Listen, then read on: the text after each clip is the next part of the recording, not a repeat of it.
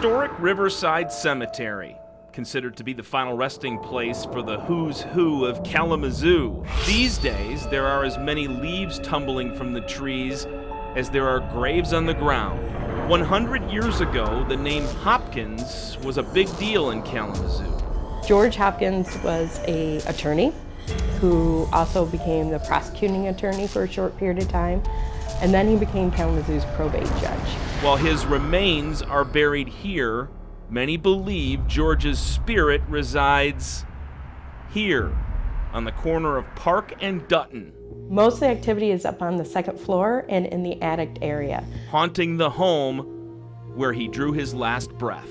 He did die in there in 1933. Robert and Nicole Duchesne decided to buy the Hopkins house last spring. Tried to restore it back to the way it was. The previous owner told them it was haunted. She couldn't keep a renter for more than a year. Scared?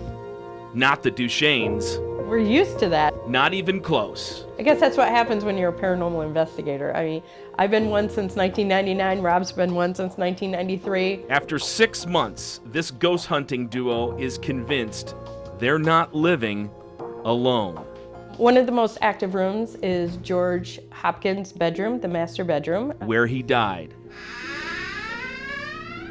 The doors opening and closing. Sometimes the door's getting whipped open on you. We heard the footsteps up on the second floor. Off the kitchen, there's a servant stairs, and we're constantly hearing someone going up and down the servant stairs.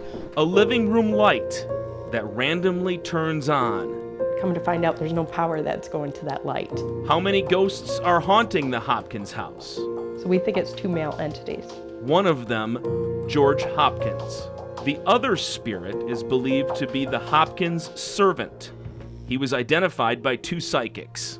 Both came up with the name Asa. Today, those who walk by the house claim to see a black male staring down from the attic. We started having people walk past the house going, "Do you know your house is haunted?" I was like, "Yeah." "Do you know there's a black guy that looks out of your windows?" "Oh, we're starting to believe that now." The constant sightings prompted the Duchesnes to research if Asa ever existed. There was 3 Asas here in Kalamazoo. I can only find 3. They scoured census records from the years George Hopkins and his family lived in the home. All 3 of them were African American. 2 of them were quickly eliminated. But I did find another Asa that from 1898 to 1935, his occupation on the census records was butler. Even more interesting, he lived 5 blocks away from here. Coincidence? Not if you ask the Duchesnes.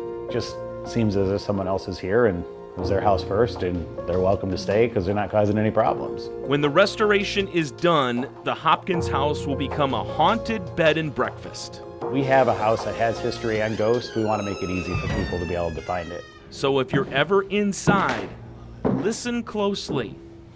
You might just hear George Hopkins walking down the upstairs hallway.